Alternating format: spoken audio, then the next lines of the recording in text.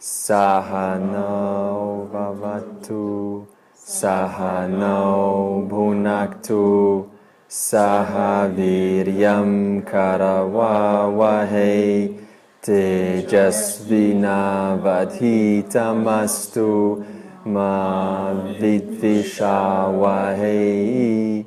Om Shanti Shanti Shanti.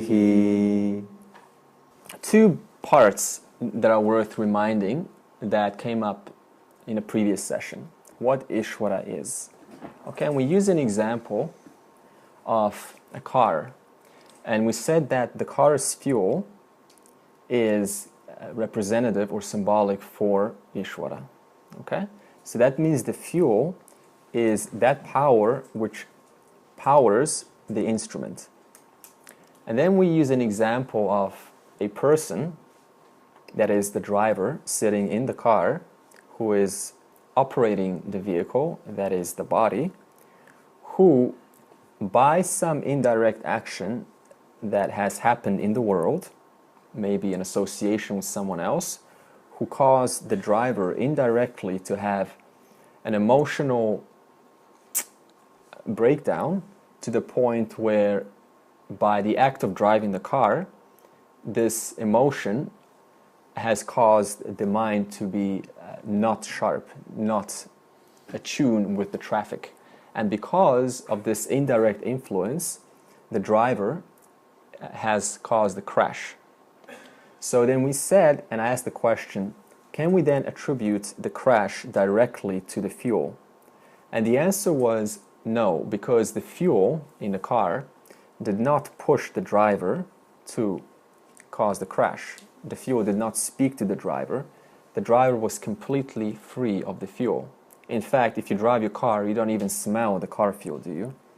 So that means you don't even see that power, because of which powers the very instrument that we use to think, to communicate, and to assess the world. Okay? And also we said that the fuel cannot be indirectly attributed to the driver's crash, because the someone else in the world, that is the Jagat, caused the person to crash the car. So this is a little bit of a tricky question, because when I ask such a question, the instant focus is to look at the fuel, isn't it? She said, she brought up an objection, and the objection was the fuel is indirectly responsible. And that was a good objection. So we said it's not. Now, we have to understand that the fuel, it depends where your focus is. If the focus is on the fuel, right, then you could say such a statement. But if your focus, if you understand that the fuel belongs to a different order of reality, then the car and the driver and the traffic and the people, then you cannot attribute or you cannot bring up such an objection. In other words, we have to understand that the fuel is independent of that which it powers. That which it powers belongs to the final effects, that is the world, the Jagat. Now, what happens in the world does not affect the fuel. The fuel was just providing the means for the world to work out its karma, to work out its communication, to work out its actions. One example that we're going to use is, if you look at here, for example, okay, before I bring that up, Ishvara is not Mithya. Ishvara is this line, if we were to represent it, is this line in between. Now, there's no in between, but I'm just using this language in between. Satya and Mithya. So what does this mean? You see that? This line is not affected by whatever happens underneath it. So let's explain this. Ishvara is other than Satyam and other than Jagat. Now you're saying, what does this mean? Simple example. We'll go to our example that never fails. Look at the ocean, for example. The ocean, the whole ocean, is other than the water, and it's other than the what? Jagat, the waves. All of the effects that depend on the ocean for them to work out their movements, for them to work out their karma. So that means the ocean is the water, but it's also not the water. The ocean is the wave, but it's also not the wave. The ocean, being Ishvara, is other than Satyam and other than Jagat. So what does this mean? It's only because of the ocean that the waves can correspond and move and have high tsunamis, low tsunamis, and all sorts of different movements. Without the ocean, waves cannot do what they're doing. But the ocean is not involved by the totality of all the movements that happens because of the ocean providing that capacity for the waves to do so. Is this clear so far? So that means Ishvara is other than Satyam, even though Satyam pervades Ishvara. And Ishvara is other than Jagat, even though Ishvara pervades Jagat. So, understand this. Ishvara is a power in consciousness. They are inseparable. So that means Ishvara depends on Satyam, but Satyam doesn't depend on Ishvara. Just like the wave in the ocean with two eyes and a brain, that's called a person, depends on the ocean, but the ocean does not depend on the wave. Why? For example, if, let's say, the wave gets blown, right? The wave's just blown away. It doesn't affect the ocean, does it? So that means you can have so many waves doing whatever their movement is, whatever coordination is, by their interaction, and yet Ishvara, that is ocean, stays independent of all of the movements that happen in the world. Okay? So this is supporting why it's important to understand that Ishvara, God, is not directly nor indirectly responsible for whatever happens in the world. Okay, look at another example, okay? Okay, can I just... One more example. Okay. If I give you money, okay, I'm giving you what? I'm giving you the capacity, the power to do as you wish, right? Money. Now, what you do with that money, that's up to you, not me. Not me, the giver. Ishvara, being the giver, simply provides the laws and orders for the jiva, the taker, to use them as they wish according to free will. Yes? So to take the analogy through to the fuel in the car, the fuel, as in the petrol, is a benign substance until it gets converted into energy through the engine, through the spark plug, through the bang, where it actually is what drives the car. Otherwise it's just yes, fuel. yes. Benign. In other words, fuel remains Which impotent. part is the Ishvara between the fuel and the spark and the energy and the explosion, which makes the engine go, which makes the car move? The spark is part of the Jagat. Yeah. Fuel is just there to help the spark and help the spark's effects. For example, the spark itself causes, It's certain... the driver pushing the accelerator, which creates the fuel flow to make more energy, which then makes the car go, isn't it? So I'm just trying to get that responsibility back to the rightful owner. Yeah, you're bringing this example into too much mechanics now. Stay isolated, because I know every example has a weakness, okay? So we need to isolate the examples to just what I'm providing. Otherwise, you can always break down an example by your logic. Yeah? Okay, I said... I feel you might have been addressing a question I had last week about where you, in previous lessons, talked about the jiva was innocent of just about everything, and that everything was coming into the world through Ishvara. They were presenting the situations, and so the individual was like bound to their karma or everything, and so they're not to blame for anything. So I guess that's a different... That's a different perspective. Yeah. See, you can't ever put a definitive perspective here. So it wasn't a perspective valid at that time when I gave it. Right. Now this is another example. So it's your job as a listener to reconcile how they actually have no contradictions. Okay. Yeah. Okay. Can I confirm, is Ishvara Brahman? Okay, we have words to help you see that whether we're talking about Brahman or Ishvara. When I speak of Ishvara, okay, what does Ishvara mean? All knowledge, all power, manifest.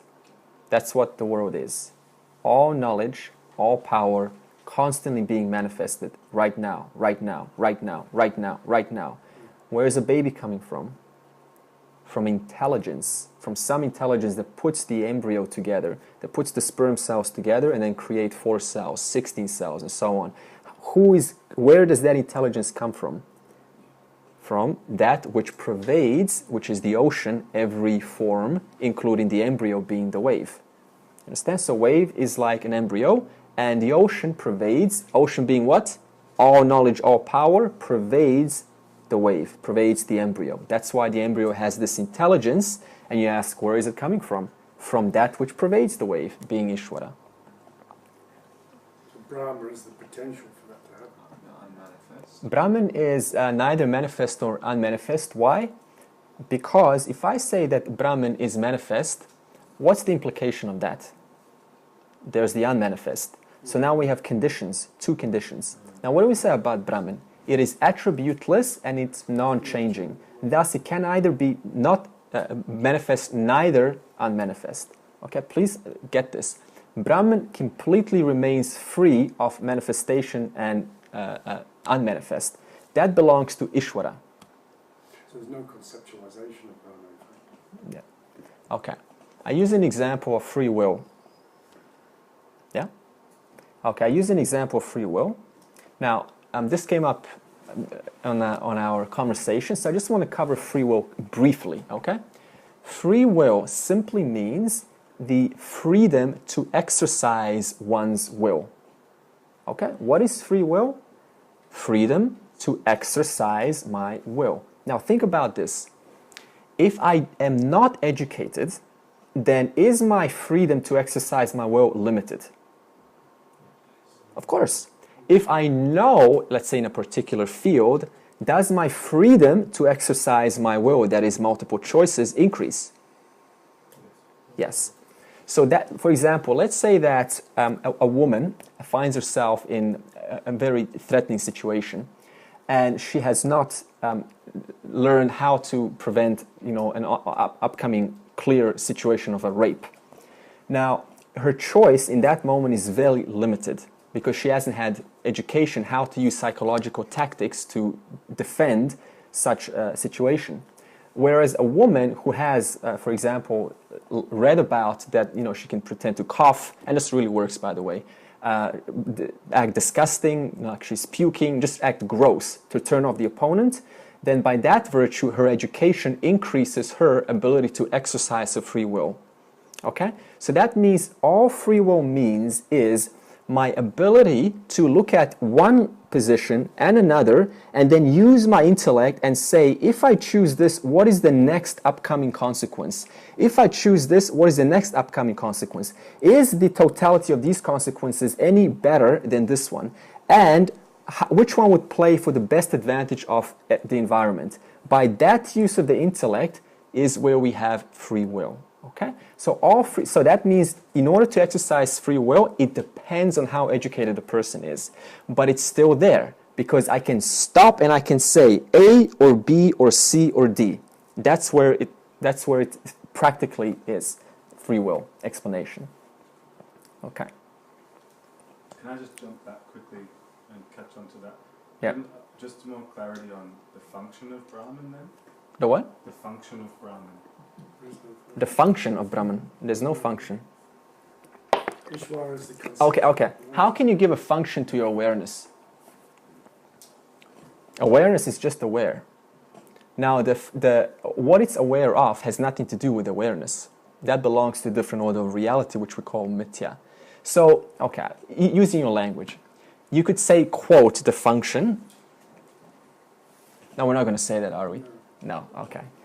Brahman is just awareness, period. I'm not even going to say that, You can't conceive of Brahman. Yeah. It's Because as soon as you put it into a concept, you actually put a You've boundary. got here Brahman, Yeah. you've got here Ishvara, Yeah. and you've got Atma. Yeah. So who is related to what? Okay. So Atma. We're all one. Yeah. Oh, no, simple answer. So Atma is Brahman conditioned by 5 vestures or the 3 bodies. Okay. So Okay. Atma Is exactly is Brahman. like Brahman. Yeah. And Ishvara Is Brahman. is Brahman, but a manifested Brahman. In the form of a jiva, a person with 3 bodies or the 5 sheets. 5 questions. Or just stick with the 3 bodies. Person, okay. Brahman equals consciousness conditioned by meat. That looks like a person. No, Okay. that's all. Yeah. Period. That's Atman. Yes. Brahman. Apparently That I conditioned. understand. Apparently conditioned. Brahman is not conditioned. Only apparently conditioned. Yeah. But then you talked about Ishvara Yeah. being manifested. No, it's not. No, Ishwara is neither manifest or unmanifest. Ishwara is just a power that constantly manifests and unmanifests according to the environment's needs. So what does it manifest? Manifest means it's, okay, my hand's here, now my hand's here. See, my hand unmanifested from here, and now it's manifested here. Yes. What provided me to move my hand? Air, number 1, air. Who makes the air? Yeah. Ishwara. The fact that it's not solid, so it provides me the ability to move my hand freely through the air. It's just laws and orders which power and make the world possible, like gravity. Without gravity, then we could still be alive, right? But if you take gravity out, then you could call up Ishwara and say, Ishwara, can you please give us back gravity because it's really useful? Now, Ishwara would say yes. So that means, what is Ishwara? That power, all knowledge, all power, which provides for the world to function and do Okay. what the world does. Okay? So you could take out gravity, please, gravity. Okay, so Ishwara is that power which provides. But it's not involved in what it provides. Because I explained, you can either, take the money for good use or not good use. Okay, let's move on. Okay, we said, let's chant this. Nadate kashyachit papam nachaiva sukritam vibhuhu ajnanena vritam jnanam tena muhyanti jantavaha. Okay, here it's saying that the problem, people deluded, where is this? People, muhyanti, people are confused. Muhyanti, confused, jantavaha. So people are confused. So we now have to ask, what is the source of confusion, right? The source of confusion or delusion, which is what?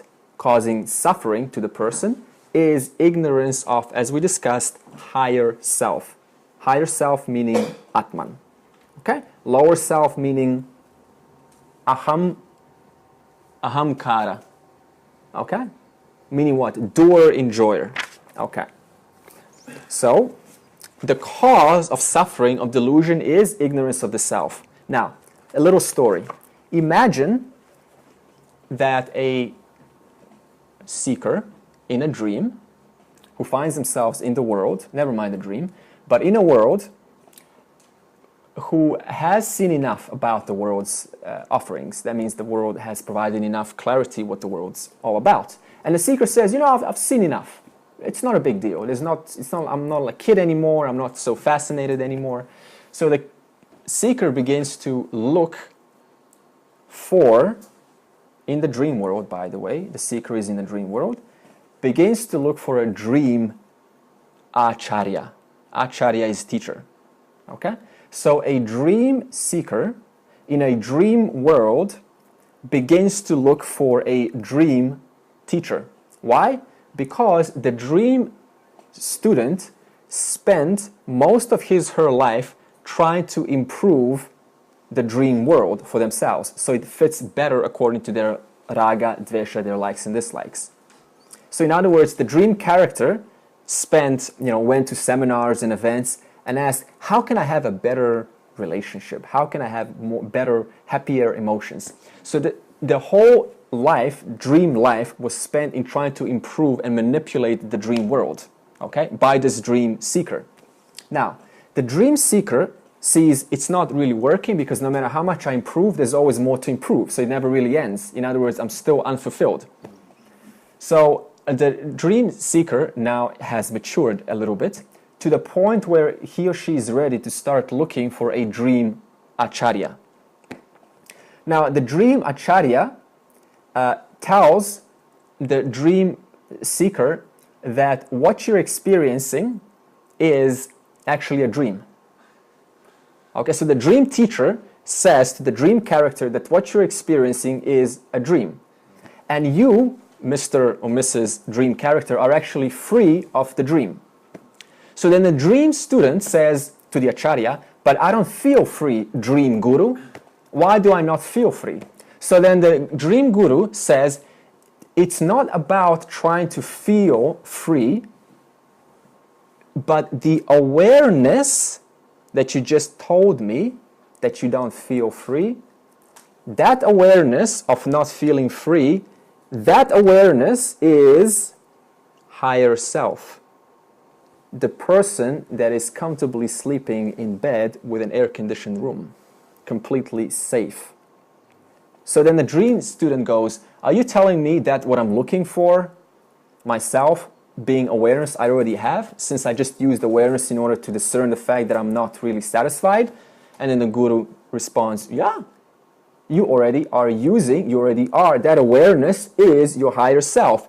Thus, put your attention onto that awareness and stop entertaining the never-ending, oncoming questions of whether I have got it or not, or whether I am feeling free or not. Why? Because whether I feel free or not belongs to a different order of reality called the dream. And I cannot help myself but to feel certain emotions in the dream, but my job is not to continue feeling the emotions in the dream. My job is to recognize that that principle which is constantly aware of the emotions in the dream is who I actually am, the dreamer who is outside the dream and actually completely free of the contents of the dream and is very, very safe. Therefore, now the dream guru tells the dream student, learn to constantly put your attention back onto that which is the very essence in whose presence the emotion or the lack of is recognized for what it is, being your awareness. Okay? So then the dream student says, so that means I'm supposed to what? Worship awareness? And the dream acharya says, yes, because there is no higher worship in the world than that which pervades the whole world, being what? Brahman. Brahman is what? Consciousness. So then the dream student recognizes, so I've been worshiping forms. But now you're telling me that the worshiper who's been worshiping forms is using awareness, and that awareness I thought was located elsewhere in the form, but I actually have that what I was worshiping. The guru says, yeah, you already have what you were worshiping. So then the student says, so if I have what I'm worshiping, I know I'm using the word have, so then why do I not feel it? And then the guru keeps reminding, because as soon as the student walks out of a Vedanta class, it's back to, why do I not feel free? So then the student comes back into the acharya's class, and the acharya says, you already have what you're seeking. And then the shishya, the student recognizes, oh, okay, I do have what I'm seeking. And then the shishya walks out, forgets again, and then comes back to the acharya, says, I'm lost, I don't feel free, I feel confused. The guru says, you already have what you're seeking. Recognize that which you're seeking is using you, called awareness, to recognize what you're seeking. Thus, stop putting your focus on what you're seeking. put your attention back on the awareness, which has to be there prior to recognize what I'm seeking. So this journey between in and out keeps going on for years and years until this have-ness is established as I, with whether, and it's not a question whether I have it or not, I am that. Therefore, on the beginning, it's always starting as have or have not. That's completely normal because there's this condition in us to see Atman as something other than myself. So this subtle equation of have is natural. So that's why the guru has to speak the language that the student feels comfortable with. If I just say to a person, no, you already are, that feels way too much. So we start off very, very, very gently. Okay.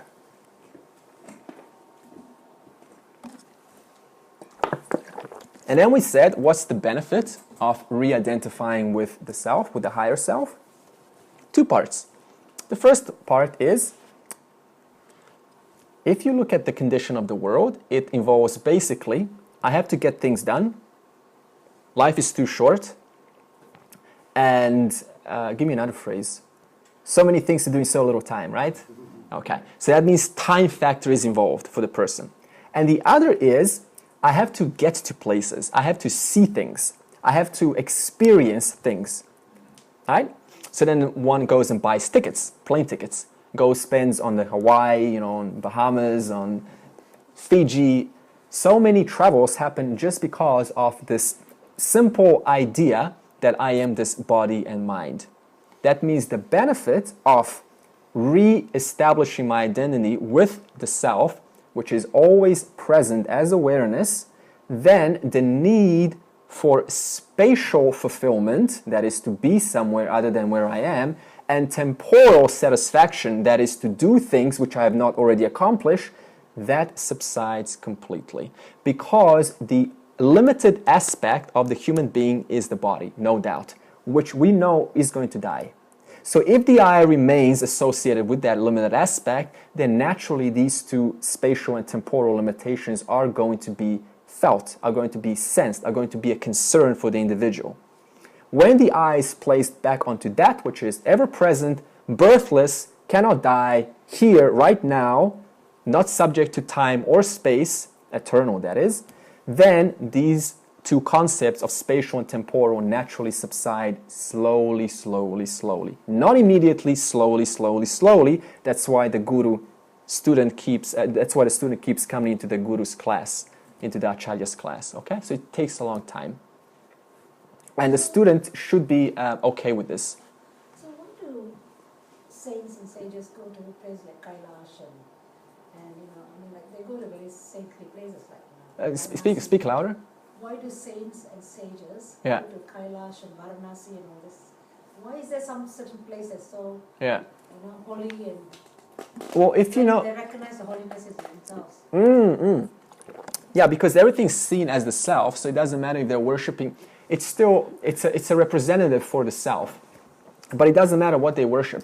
Okay, if they're not allowed to do that, right? Because they're so-called jnanis, They're not allowed. Why do they need to go there? they're not. It's not that they need. It's out of love. Okay, if I don't go because I'm so smart, I'm so everywhere, does that limit the person? Is that a limited person or an unlimited person? Limited. That's a limited person. That means a jnani can still do as they wish according to their natural likes and dislikes, which are always going to be there, as long as the body is alive. So we as human beings traveling to a place, this could be the love for it also. Also can be love. See, there's always multiple aspects. Yeah. So it's widening our knowledge more and more. Of course, yeah. So it can be out of respect, out of reverence for that symbol which I revere, which represents the beauty of Divine Mother for me. So then I will go and worship. But it can also be for a regular traveler to go and experience just a waterfall or something, which also in one way represents Ishvara, just in a different way, in a more harder to see way. Because if I go to a nightclub, for example, I'm still looking at beautiful Ishwaras everywhere, forms of Ishvara, but it's much harder to see the divinity than if I go to a Varanasi, for example, where the symbol of self is clear, like the Nandi, the bull who's always looking at Shiva's temple. That means me, the ego, the ahamkara, is always looking at a reminder of that which represents divinity, and as long as I keep my eye on that, then I'm not going to get swayed away. Yeah. So there's many symbols of this. This is bhakti, right? Huh? This is bhakti? You could say it's bhakti, yeah, but bhakti is always true. Bhakti is always true for a worshipper. One who, bhakti can be even your parents. Bhakti can be animals or nature. Now, whether you know you're doing bhakti or not, it doesn't matter. It's still bhakti. Okay. Now, the diagnosis of the problem is over. Okay, we spoke about last week that the problem is ignorance. Now, let's talk about the cure of this ignorance.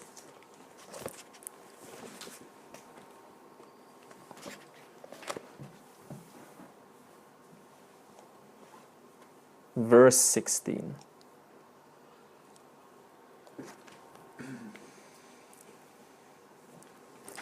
Okay, we go together.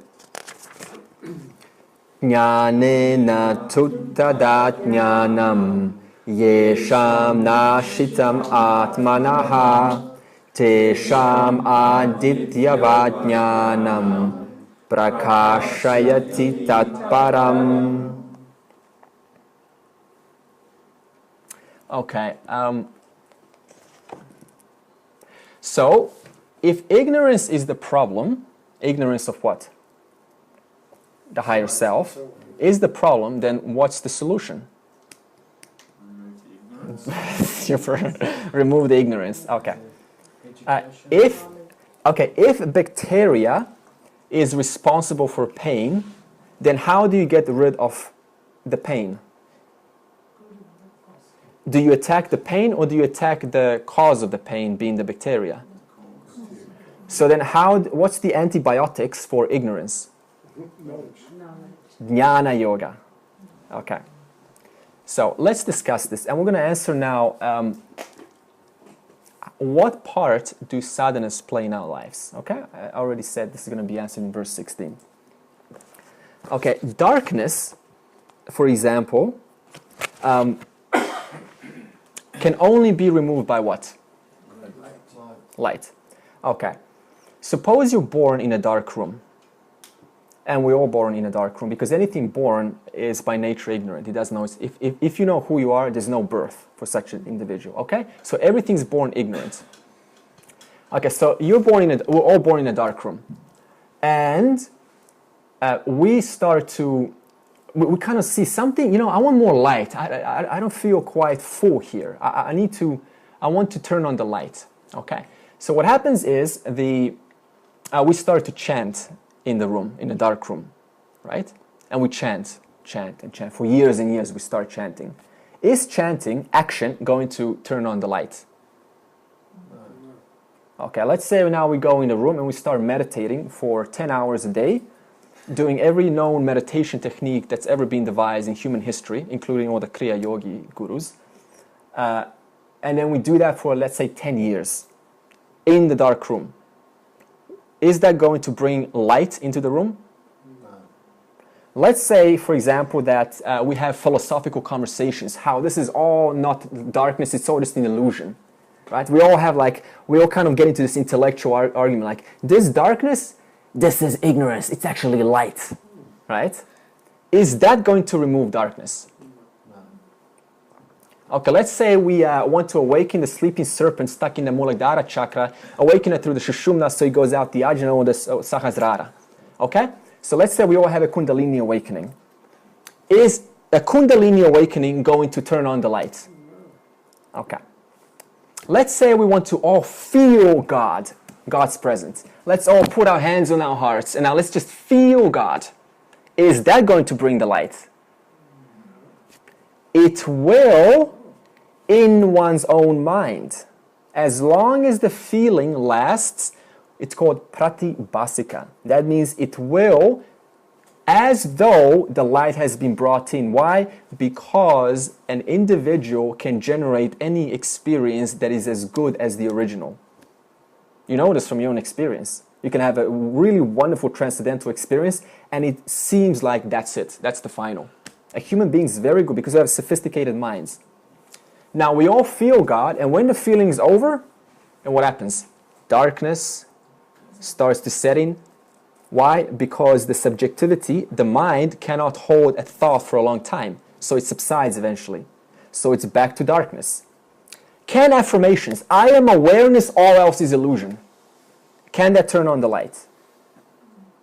That's a common one, right? I'm awareness, I'm the self, I'm eternal, I am free, I am limitless. This is all illusion, this is all Maya. Is that going to bring in the light? How about 10,000 asanas from, let's say, Hatha Yoga, or, they're all wonderful. We'll talk about their beauty. Ashtanga Yoga, or any kind of yoga in particular, visualization. Is that going to turn on the light? When you say turn on the light, you're talking about artificial lighting. Is it going to bring in the light? So what are we saying here? We are establishing action is not opposed to darkness.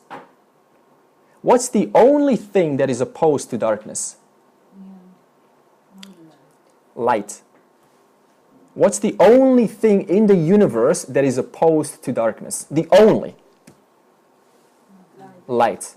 Is it going to be, can it be action? What's action going to do? What's action going to do? There's only one thing opposed to darkness, i.e. ignorance, being what? Light, i.e. knowledge. Okay, so we have established two principles so far. One of them is only light is opposed to darkness. Okay? And the second is action is not opposed to darkness. Clear? Okay. Now objection is going to come up. It's going to come up soon. Isn't Advaita Vedanta another action? Isn't contemplating this knowledge another action? Isn't thinking about this another action? Isn't listening another action? Isn't going through what is satya, what is mithya? Isn't this viveka also another action? Objection, right? Yeah. So how do we get out of this one? Okay. What we have to understand is every action has a benefit that is true to the object which it addresses. For example, if I want to learn skateboarding, the action of skateboarding is going to remove my ignorance of not knowing how to skate. If I want to, let's say I'm ignorant how to surf, then what only surfing knowledge is going to remove my ignorance of surf ignorance. It's going to remove surf ignorance. If I want to learn chemistry, then will physics knowledge remove my chemistry ignorance? That means to remove chemistry ignorance, I need chemistry knowledge. If I want to remove my knowledge of how to be calm as a calm person, then I do what? I go into mindfulness knowledge. Can mindfulness knowledge remove, let's say, calculus knowledge? It helps, because if I learn how to be mindful, that is how to think straight, how to be sharp, then it helps with everything, does it not? It helps with surfing, it helps with skateboarding, it helps with physics, with everything. It helps, so it's not useless. So we're not saying action is useless. We're saying every action has a benefit true to the object which it is meant for. Now, Can you mark that in the notes? Yeah. Thank you. Okay. So, okay. Things just flow sometimes, so I'm probably not going to write it. So that's why you need to write the notes down. Yeah. Can mindfulness knowledge remove self-ignorance? Okay, remove that example. Okay. Can physics knowledge remove chemistry ignorance? So only physics knowledge can remove physics ignorance. Can mindfulness knowledge remove ignorance of how to be calm? Yes, because it's meant for that. It's meant how to just see, be present. Can mindfulness knowledge remove self-ignorance. We had chemistry ignorance, biology ignorance, communication ignorance, persuasion ignorance, sales tactics ignorance, self-ignorance. Yeah. It can help move. Can it?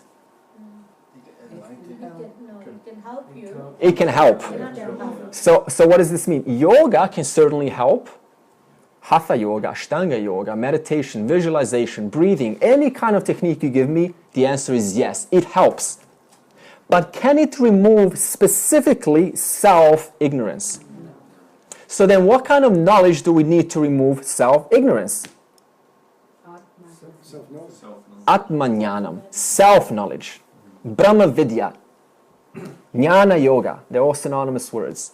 So what we'll come to the conclusion is, okay, summary. All practices purify the mind. Okay, all of them. They have their benefit, no doubt, indisputable. But can they remove specific knowledge of self, ignorance? No. They help, but they can't, because why? We just talked about it. You can't remove physics knowledge unless you have physics ignorance unless you have physics knowledge. You can't remove self-ignorance unless you have self-knowledge. So that means you need specific knowledge to remove the specific problem being about the self. Now, here's the important point. What is self-ignorance? Self-ignorance is being ignorant about something which I already have. Whereas physics ignorance is being ignorant about something that I don't have. You see the difference? If I don't know how to surf, I don't already know that knowledge now, so I have to go and learn it. I have to remove it by surf knowledge. But self-knowledge, I am removing ignorance, so it reveals the knowledge which I already have of myself, of who I am right now. Two different types of knowledge. One is I don't have it at all, the other one is I already have it right now.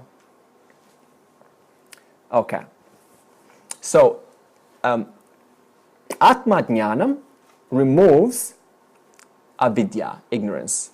Okay?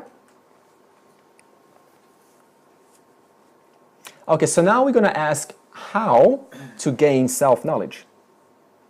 Right? That's the next question. Okay, well, now we know self-knowledge. We need self-knowledge to remove self-ignorance. How to remove how to gain the self-knowledge? Chapter 4, verse 34. We haven't covered chapter 4. I've integrated in chapter 5. We said this, I think, first or second session. Systematic and consistent study of Vedanta for a length of time under the guidance of a competent acharya. So what is Jnana Yoga? And how to gain Jnana Yoga, self-knowledge to remove self-ignorance? Chapter 4, verse 34. Systematic and consistent study of Vedanta for a length of time under the guidance of a competent acharya. So now we know how to gain self-knowledge needed to remove self-ignorance. Okay.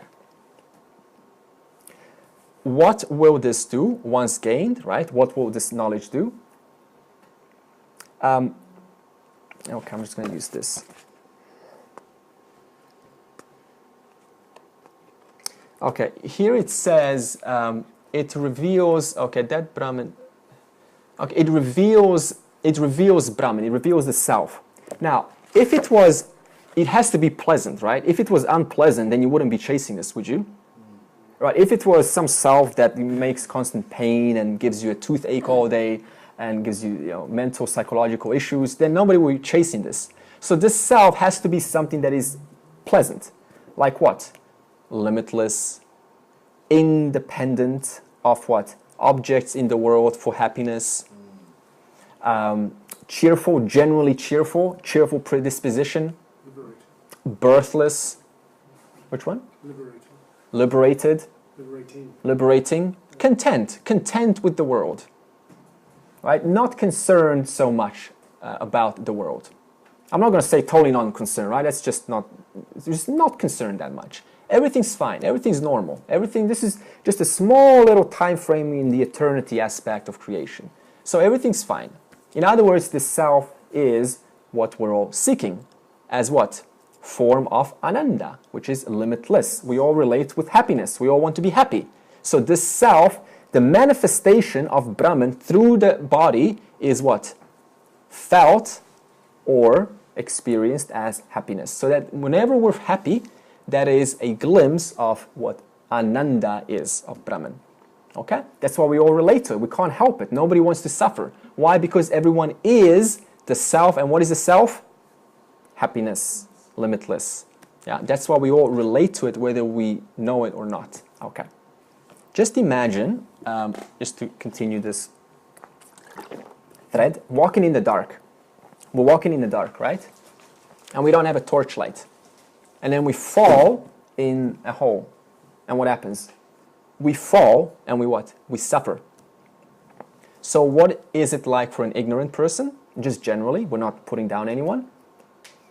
The person is walking in this world and there is a inner fall in a form of anxiety.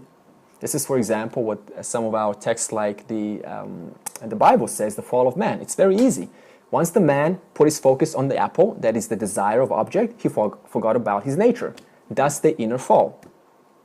So that means that ignorant person constantly falls and then gets up again and then looks for something else until he falls again. And he keeps falling until one brings the light, what? Lights up the room. Okay? So that's very simple so far. The difference between being ignorant and this self which we're all looking for. Now, of course, a normal person is looking for this happiness in short bursts in this world. Is he not? Yeah. And these bursts last. They are surely a symbol of this Ananda, of this limitless. But the problem is it doesn't last. So the person eventually says, enough is enough. I'm now going to look for permanent satisfaction. Okay, and then the person starts to go into the spiritual journey, which we'll now get to verse 17. Okay, verse 17.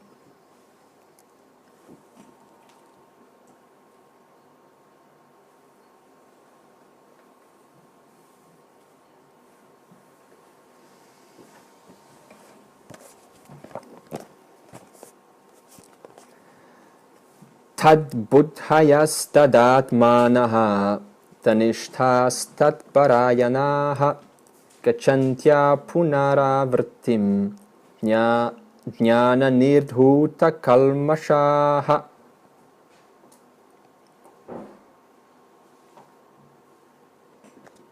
All right.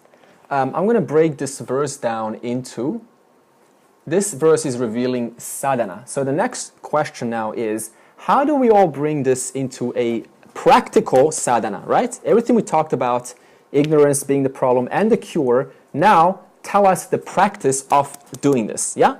Verse 17. So I brought this down into parts, and we're going to, because this verse is revealing the sadhana, and Sanskrit has a funny word arrangement, so I brought it down into proper word arrangement so we can get the order. Okay, first we have, it's talking about various 4 stages of sadhana, okay?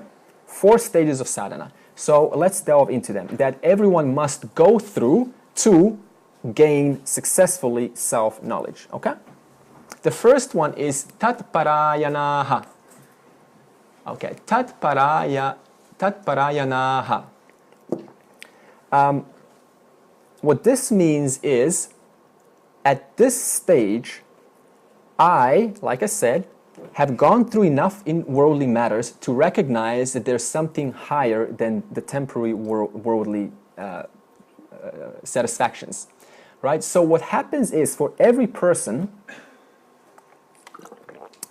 the goal starts to get from temporary to permanent, yeah? From temporary satisfaction to permanent satisfaction. We all agree? Who wants temporary satisfaction over permanent satisfaction, right? So that means the stage comes to, I want myself, my full self, right? I want to feel full, whole, complete, present. I want to know who I am. I want to know what I am. This is stage 1, okay? The problem is the ahankara The ahankara for an ignorant person depends on external factors, okay? The ahankara, the door enjoyer. It depends on external factors for its enjoyment, satisfaction. Is this not true in the world? We depend on our family, we depend on certain things in our life, friends, knowledge, our house, our transportation, our health, our looks, our mental capacity, whether we feel sharp, whether we feel dull, whether we can communicate. We depend on all of these factors as a person who is just getting into this. Yeah? All agree. We all share this. So that means that I depend on external factors for two things, my happiness and my security. Okay. In other words, the direct manifestation of this in the world is constantly changing and modifying the world to suit my raga dvesha, to suit my likes and dislikes. This is a condition that no one is an exception to until self-knowledge is gained. This is what drives the world. I like something, so I go and pursue it. I don't like something, so I go and avoid it. Is there anything else? That pretty much sums up all humanity. Likes, dislikes. I mean, even Facebook has like and dislike button, right? So that's why we're all stepping up and down. The problem that this creates, ahamkara association, is I'm constantly trying to change the world. That means giving others a hard time. I want to change my wife, my husband, my children, my friends. Why? Because I cannot accept, because they do not, match my likes. That means it's got nothing to do with them. It's about satisfying my likes so that I can feel good. You see? Okay. So this is the condition of having this association with ahamkara. That is, I'm unable to accept the world, my family, the conditions of the world, and myself, especially myself too. Right? I'm not good enough. I'm not smart enough. I'm not old enough. I'm not young enough. I'm not good looking. I'm not, whatever it is. My status is not enough. Unable to accept myself as I am, which has a direct correlation. Therefore, I'm unable to accept the world. It's a direct mirror reflection. Okay. The statement that such a person says is, I want to be free, right? I want to be free from all this. That's the statement. I want to be free from being dependent, from having to depend, wanting to be happy by engaging in certain things in the world. I want to be free from everything. I just want to be myself, happy as I am, without having to do anything.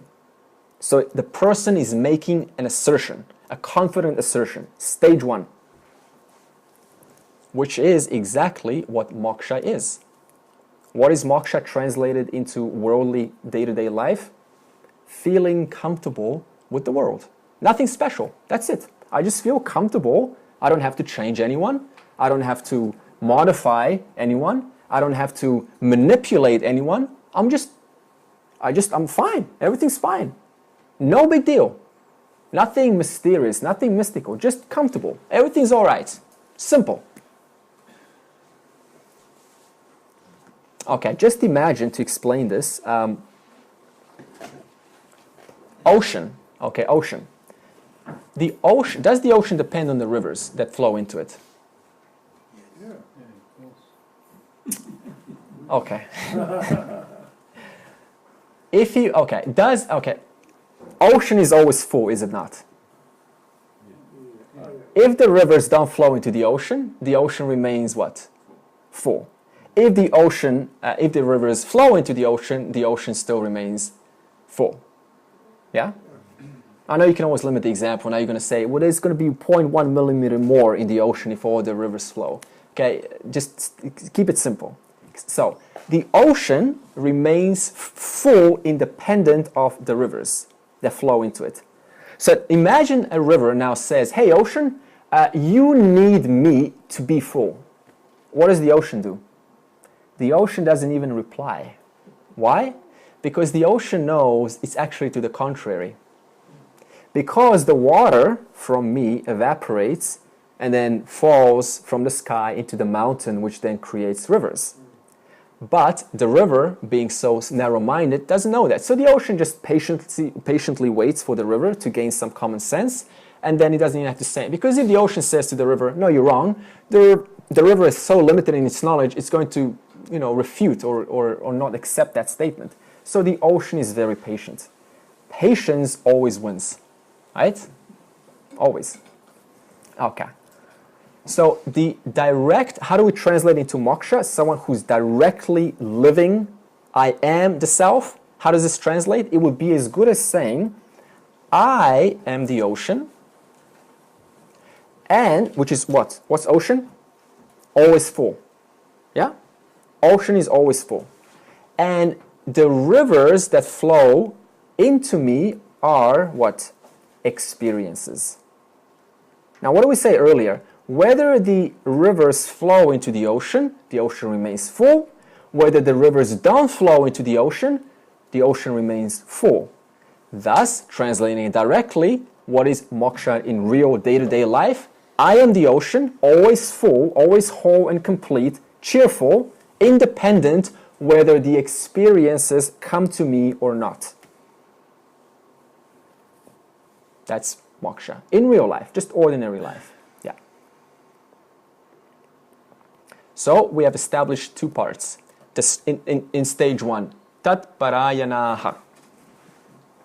The struggle for modifying the world, that goes, right? I'm tired of modifying. I can't win. Every time I modify the world changes and I have to modify it again. It's a never-ending struggle. So this struggle in stage one goes naturally. And what leads then? Discovering my higher self. Now, stage two, tad buddhayaha. Okay, so this buddhi, buddhi, right? Intellect.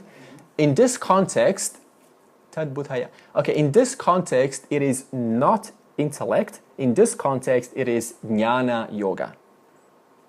Okay?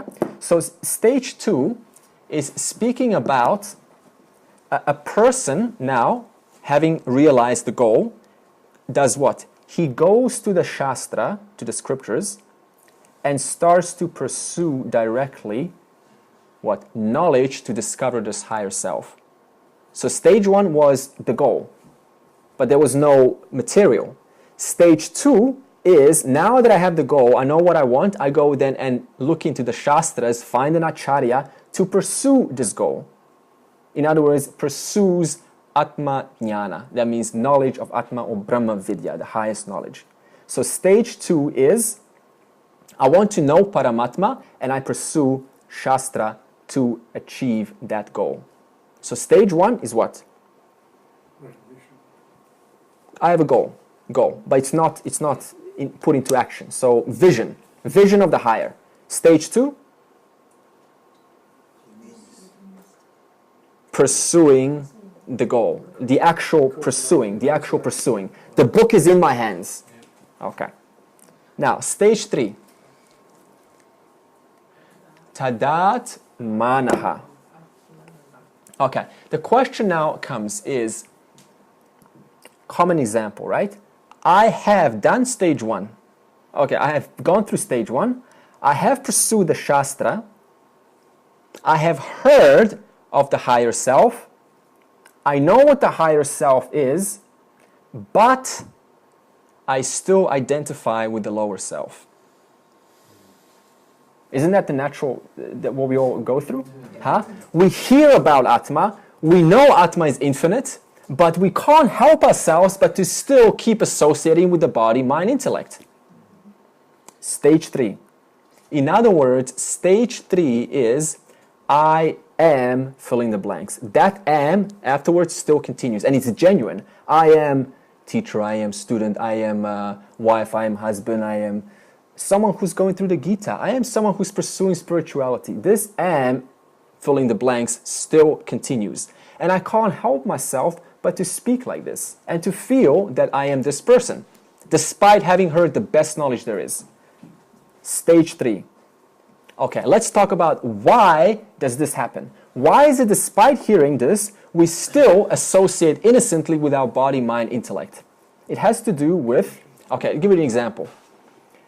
What happens to a jackpot winner who's been like an ordinary person making small money? When they win $1 million, what happens usually? Not all of them, but some of them. They spend it all. Get shocked. Why do they spend it all? Not necessarily. You might invest in What it. causes them to still spend all this money? Habit. Vasana. What is vasana? Tendency, habit, or preference. That means I cannot help myself but to still play out my addictions, my habits, my tendencies, my preferences. And despite having heard the best knowledge there is, I still feel powerless. These vasanas are so strong. They're like the roots of the ground. Try pulling grass, right? It's very hard to pull the roots. You can tear the grass off, but the roots are going to remain. So these vasanas still remain strong. So the conclusion so far at stage 3 is, I am a samsari, right? I'm a normal person, and I have the higher in the form of knowledge of Atma, and that Atma is liberated. Huh? I have knowledge of Atma now. I'm now educated what Atma is, and that Atma which I know of, that Atma is liberated. That's stage 3. That means I'm still speaking That's the other. as indirectly, as it's something other than me. And it's not, and I'm not even lying. I'm being genuine because because I still feel like a body mind. I can't lie and say I'm Atma, right? Stage 3. So this stage 3 goes further. We call stage 3 shifting the I. So now we're getting into a little bit of practice, how to solve the problem, shifting the I. Shifting the I is training, please highlight this word, training myself to switch from the lower self to the higher self. Now, what does lower self mean? Just some examples. I am wife. I am husband. I am mother. I am father. I am son. I am daughter.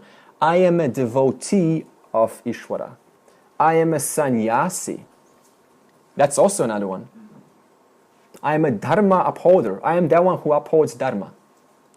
I am, it never ends. Constant role association with this I am.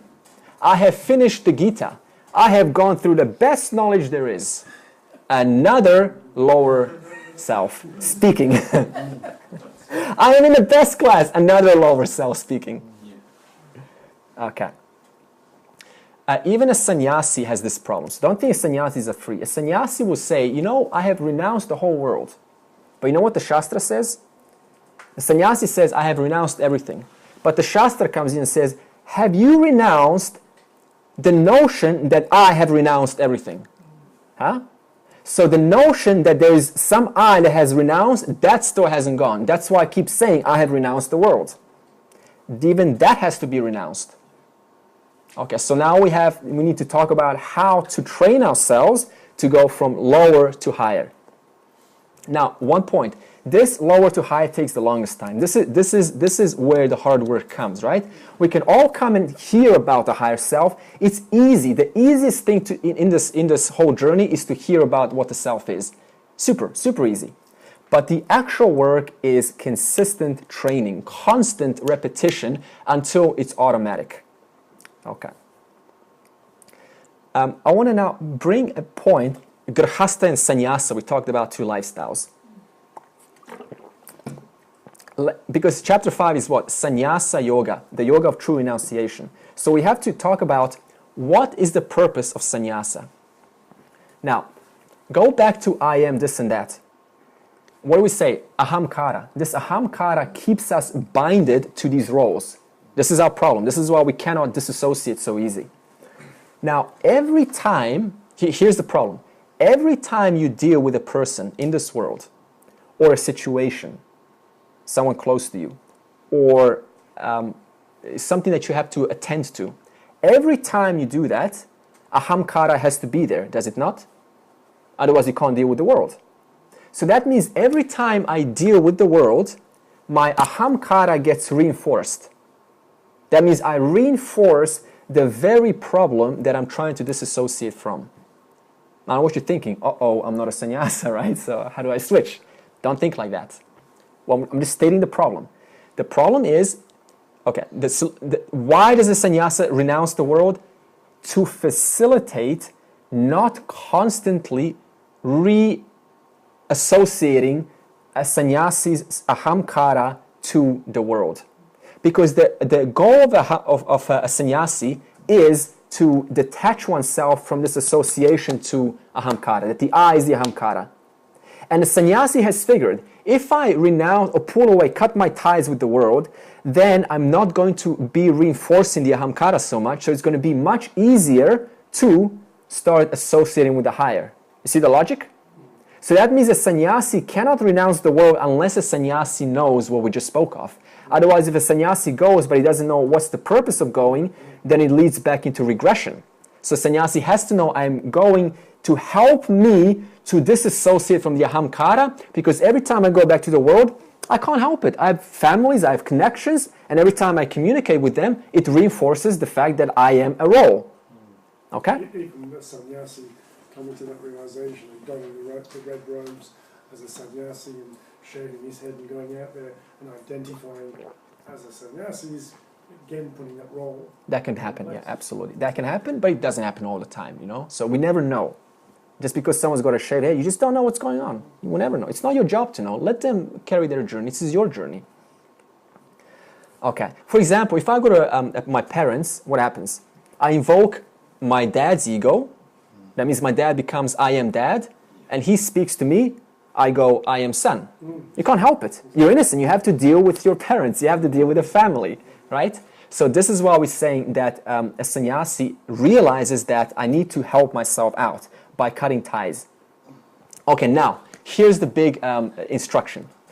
Since we're all grihastas here, if you weren't if you were a sannyasi, you would not show up here, because a sannyasi is already educated, already has the scriptures in their hands, already has the knowledge of this. They just need to alone time to contemplate. So we're all grihastas. We can all establish that right now. So that means, you're like, yeah. Okay, so that means that the question comes up is, how do I deal with the fact that my ahamkara is constantly being reinforced when I transact with the world, right? Big instruction. Write this down beyond everything else. We spoke of this last year, and I said briefly, a head called Atma that is constantly putting on what? Hats. Hats being what? Roles. So let's translate this into real life. A grihasta, in order to gain the benefit of a sannyasi, that is not to constantly reinforce the ego, the ahamkara to the world, has to decide that I am only playing a role. Decision. That means I have to come by myself and say, I cannot get away from the world because I need to attend to worldly duties, but I can in this 1 hour just spend telling myself from this moment on, from the rest of my life, I decide that I'm still going to be in the world, but I'm going to remember that just like the actor who's on the stage is what? Always sure that the mask that I'm putting on, the role that I'm playing, I'm free of that role. Why does the actor on the stage not mistakenly associate their identity with the role? Because they have to get paid. In other words, if I forget my role, then what happens? Imagine the actor jumps off into the stage and goes, save me, because they forgot their role. People will be like, what's wrong with you? You need therapy. So it pays you to retain your identity as apart from my role. That means I have to decide from now on, I will still be in this world, but I choose to recognize I'm only playing a role. If I don't do that, power of decision we're talking about. Power of decision. Power of taking an hour for yourself and saying, from now on, this is it. I can't go anywhere, but I can establish the fact that I am free of the roles and I can stay with myself as that knowledge, as the awareness, which is what? Apart from the roles that I'm playing. I am just an actor putting on different roles to transact with the world. Is that clear? Role. I choose to play a role. It's something that you have to have a conversation to yourself by. Isn't it straight? Something so simple we never do in our lives. We just naturally fall into these roles. And why? And then we get lost. Why? Because we never decided at some point in our lives to say, you know, I can't get away from the world, but at least I can just decide that this is all just role playing. I can still be vulnerable, I can still cry, I can still weep, I can still mourn, I can still be concerned, I can still hug someone, I can still, you know, be a human being, but I can also know that all these roles are just roles, and I'm free of those roles. And the world doesn't even have to know this, only you do. This role is what we call nididhyasanam. Now you understand what nididhyasana means. Ema shravana, manana, nididhyasana. What is nididhyasana? How to establish myself firmly in this knowledge. If you come to Vedanta and then go back to the world, there is no way to establish myself firmly in this knowledge unless I'm constantly reminded that I am an actor, I am apart from the roles. If I don't do that, then the world's going to default. It's going to take me back in, right? Simple. So, nididhyasana is constant practice that I am independent of the role that I'm playing. I still have to play the role, but I'm independent of the role. Very simple. Okay. So I've got a question. Yeah. So, but that, me knowing I am only playing a role is a jiva Yeah. knowing, or a mind knowing that it's only playing a role. But then I feel like, I'm going to use Ramana, Yeah. if he met his mother, he wouldn't have to remind himself, I'm only playing a role. There is nobody in there that is playing a role at all.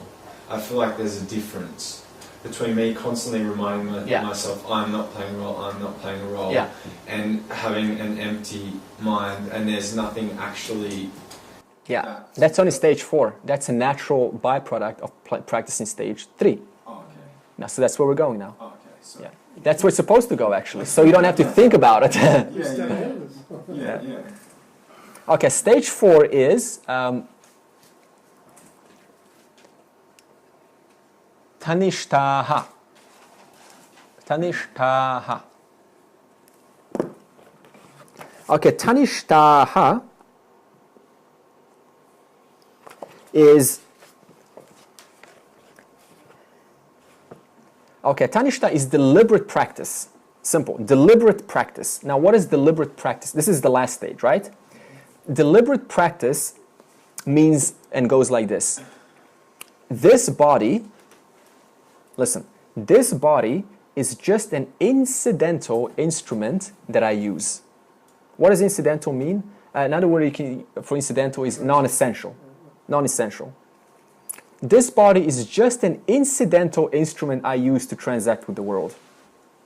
That's one way to practice, right? You're having a conversation.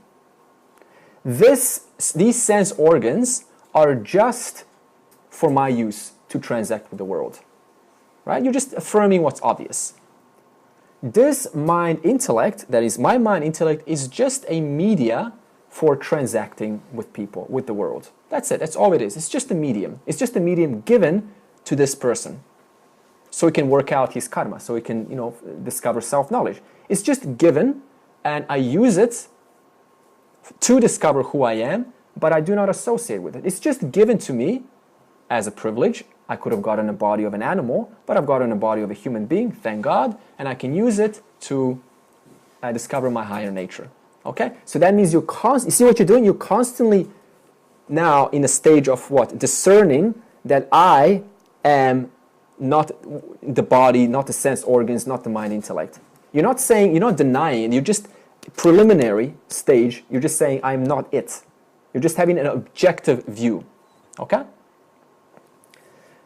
So that means I'm not the instrument of, I'm not the instrument, I am the awareness of the instrument. Very simple statement. Or I am the consciousness behind the instrument. That's watching the instrument performing its function. I am the consciousness behind the sense organs, behind the mind, the confusions, the different thoughts that go on in the day. I'm just the constant, non-changing consciousness that is behind all of these thoughts. So you're just getting into this conversation of objectivity. Okay? Practice. Remember what I said, training the mind. So what is this done? What happens when this is done repeatedly? This constant repetition, objectifying my body, my mind, my intellect. This is what we, what Tom is saying. It leads to spontaneity. That means after some time, and it can take a long time, of talking like this, I am not the body, you know, and I'm the consciousness behind the body, and role playing constantly. I am just a role here. And by the way, you don't do this thing, role, while you're having a conversation with someone. What did I say?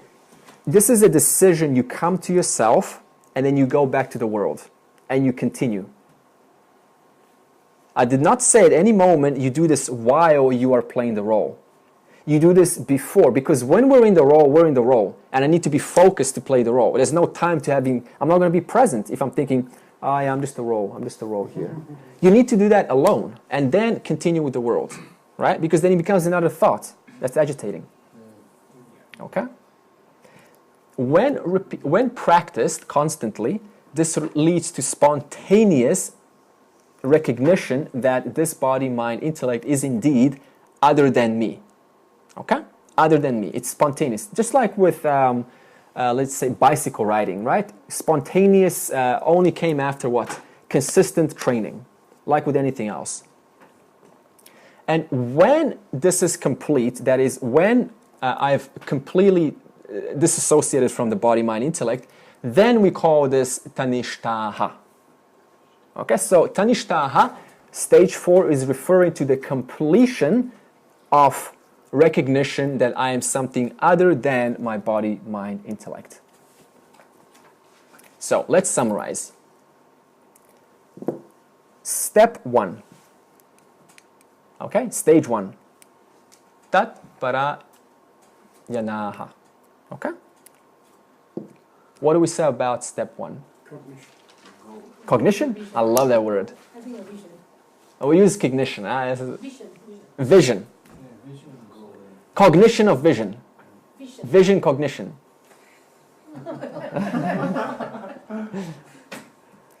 Value. Okay, so stage 1. We can also say I am discovering the value of the higher. I discover what's the value of the higher self.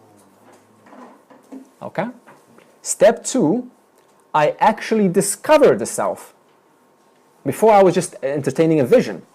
But now, having gone through the Shastras, now I'm actually learning about the self. Okay?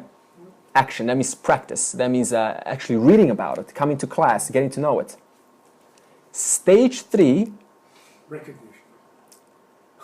Stage 3 is learning to identify with the higher and gradually disassociate from the lower. And we call this shifting the eye. And how do we do this? We gave you a simple role playing. Okay? I decide to role play, I make a decision to role play, and then let go of this idea. So we're okay, we're not role playing while we're role playing. We're not thinking about role playing. Okay. And stage 4, tanishtaha, is the identity, having now practiced the higher, becomes spontaneous. Okay, so that the result is it's spontaneous now, having constantly practiced. It becomes natural. That's what we want, natural. Okay. Now we have the last word, Jnana Nirdhuta Kalmashaha. Okay, once I have practiced the 4 sadhanas, I am freed from the person. I am freed from the doubts or the regrets of the past, the excitements of the present, and the anxieties of the future. That pretty much sums up a human being. Always thinking about, the past, regretting the past, excited about what's happening right now, or entertaining and having anxious about the future. So the person is freed from these conditions. Because why? These conditions belong to the owner of these conditions, which is the ahamkara. But because the ahamkara is now being disassociated from, they don't belong to anyone. They belong to the jiva, but not the higher self, which is the same I which is pervading for all of us. Okay, so the ignorance, buts, shoulds, have tos, all of this just goes, right? Because all this belongs to the raga dvesha, the one who wants results for their own benefit, which is the ahamkara. And this is what we call a jivan muktihi. A jivan muktihi. That means a person that is liberated while living. Now, when does a jivan muktihi, a jnani, a wise person, when does a jivan muktihi die? When he gains the knowledge. Ah, good one. Never. Okay. What dies when the jivan muktihi dies? The body. The jivan muktihi doesn't die. For a normal person, what die? Okay, when there's death, what happens? The gross body and the subtle body dies. Okay? Now, what's in the subtle body? Ahamkara. What's the ahamkara? I. So that means as long as the I is associated to ahamkara, then it's going to be fear. Because the body is going to die, and so essentially an ignorant person dies. In reality, they die because they died while the I was associated with that which died, which is the ahamkara. So the I essentially died. The ego died. But they thought, so from their perspective, they died. But from our perspective, we say, well, that's not true because the I was independent of the body. But a jivan muktihi, who has disassociated from this I that will die, the lower self, then, as Tom said, when the body dies, when the prarabdha karma is over, that means all the duties have been done for such a person, then the body dies, but the I, which never was born in the first place, which is Brahman, that continues as it always does. So nobody really died.